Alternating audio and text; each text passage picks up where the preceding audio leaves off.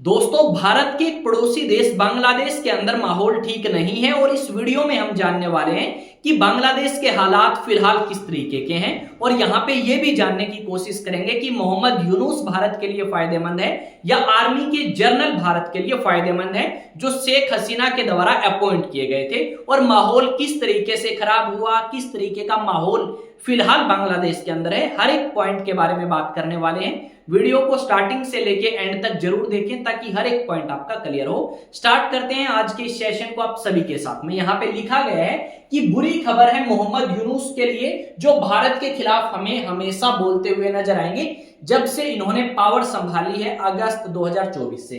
नीचे लिखा गया है कि आखिरकार किस चीज का डर है जो आपके मोहम्मद यूनुस को सता रहा है, सब कुछ मैं आपको यहाँ पे बताने वाला हूं। जैसा कि आप देख पाओगे कि जो मोहम्मद यूनुस है वो काफी ज्यादा नजदीक है चाइना के, काफी ज्यादा नजदीक है पाकिस्तान के, और इसके टाइम में हमें चाइना के साथ रिलेशन इंप्रूव होते हुए नजर आए बांग्लादेश के, और साथ में पाकिस्तान के साथ भी रिलेशंस इंप्रूव हुए। इससे पहले शेख हसीना थी, पर शेख हसीना के खिलाफ जो है विद्रोह हुआ जिसकी वजह से शेख हसीना ने बांग्लादेश को छोड़ के भारत के अंदर शरण ली थी अगस्त 2024 में। उस समय से लेके अब तक बांग्लादेश के इंटरिम गवर्नमेंट के हेड मोहम्मद यूनुस है। मोहम्मद यूनुस ने माहौल को सुधारने की बात करी थी, मोहम्मद यूनुस ने इलेक्शंस की बात करी थी। अब मोहम्मद यूनुस ने इलेक्शन अभी तक नहीं कराए और लगभग आप कह सकते हो 9 से 10 महीने होने वाले हैं बांग्लादेश के अंदर सरकार को हटे। अब मोहम्मद यूनुस ने कहा था कि वो जल्द इलेक्शन कराएंगे, पर यहाँ पे जो आर्मी जनरल हैं इनको अपॉइंट किया गया था शेख हसीना के द्वारा, और मोहम्मद यूनुस का मानना है कि ये जो आर्मी जनरल हैं ये इनका तख्ता पलट कर सकता है, ये इन्हें हटा सकता है क्योंकि ये वफादार और ईमानदार है शेख हसीना का। साथ में आर्मी जनरल ने कुछ ऐसी स्टेटमेंट भी दी थी जो ये इंडिकेशन देती हैं कि आपके मोहम्मद यूनुस के साथ इसके रिलेशंस ज्यादा अच्छे नहीं हैं। जैसे इन्होंने कहा था कि कोई भी ऐसी चीज जो नेशनल सिक्योरिटी के लिए खतरा है, कोई भी ऐसी चीज जो डिफेंस फोर्सेस के लिए खतरा है, उस चीज को बिल्कुल भी कॉम्प्रोमाइज नहीं किया जाएगा, उस चीज के खिलाफ सख्त एक्शन या कार्रवाई जो है वो करी जाएगी। इस तरीके की स्टेटमेंट इन्होंने दी थी। हमने ये भी देखा है कि मोहम्मद यूनुस ने काफी फॉरेन ट्रिप्स किए हैं। मोहम्मद यूनुस चाइना गए, मोहम्मद यूनुस थाईलैंड गए और भी बहुत सारी कंट्रीज में गए। वहीं दूसरी तरफ मई के दूसरे हफ्ते के अंदर बांग्लादेश के आर्मी जनरल जो हैं वो यूएसए जाते हैं 5 दिन के ट्रिप के ऊपर या 5 दिवसीय यात्रा के ऊपर, और वहां पे वो बात करते हैं यूएसए से अपनी इंटरनल सिक्योरिटी को लेके, बात करते हैं वहां के माहौल को लेके कि किस तरीके से बांग्लादेश के अंदर माहौल को सुधारा जा सकता है। मोहम्मद यूनुस के ऊपर ये भी एलिगेशंस लगे हैं कि उन्होंने बिना आर्मी जनरल को इन्फॉर्म किए कुछ ऐसे मेजर डिसीजंस लिए हैं जो बिना पूछे शायद नहीं ले जाने चाहिए थे। इस तरीके के आरोप जो हैं वो आर्मी जनरल ने लगाए हैं। यहाँ पे जून डिक्लेरेशन या जुलाई डिक्लेरेशन जो है वो पास करवाना चाहते हैं मोहम्मद यूनुस। अब अगर ये पास हो जाता है, जुलाई डिक्लेरेशन है शायद, अब जुलाई डिक्लेरेशन यानी एक आप कह सकते हो समझौता सा है या आप कह सकते हो एक बिल या एक कानून सा है। अगर ये पास होता है तो इससे जो राष्ट्रपति की पावर है, जो डिफेंस फोर्सेस के हेड होते हैं राष्ट्रपति, जैसे अपने भारत के अंदर चीफ ऑफ डिफेंस फोर्सेस या आप कह सकते हो chief commander of defence forces president को माना जाता है, तो ऐसे ही बांग्लादेश के अंदर है। अगर ये कानून पास करवा लेते हैं तो डेफिनेटली जो आर्मी जनरल है वकार, उनको हटाया जा सकता है मोहम्मद यूनुस के द्वारा, और ऐसा मोहम्मद यूनुस स्टार्टिंग से चाहते हैं क्योंकि मोहम्मद यूनुस ने हमेशा इस बात को प्रमोट किया है कि ये जो व्यक्ति है वकार, ये लॉयल है, वफादार है, ईमानदार है शेख हसीना का, और ये मेरे लिए फायदेमंद नहीं है या मेरे लिए ठीक नहीं है।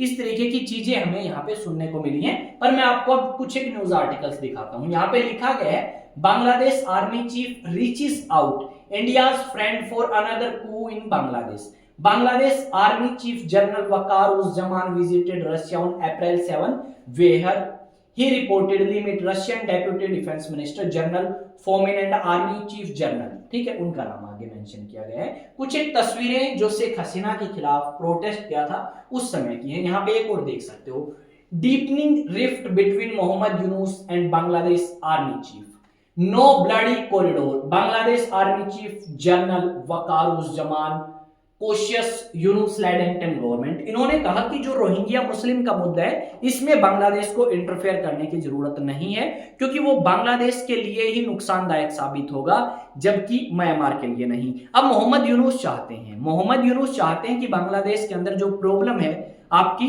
राखियान स्टेट या प्रोविंस के अंदर, उसको लेके थोड़ा बहुत कुछ किया जाए, ठीक है, मानवों की या इंसानों की मदद की जाए, इस तरीके का मानना है मोहम्मद यूनुस का। पर यहाँ पे आर्मी जनरल का मानना है कि अगर ऐसा तुम कुछ करते हो तो उससे डेफिनेटली बांग्लादेश को नुकसान होगा, ना कि किसी और को। Bangladesh army chief reaches out India's friend for another coup in Bangladesh, ये न्यूज हमें देखने को मिलेगी।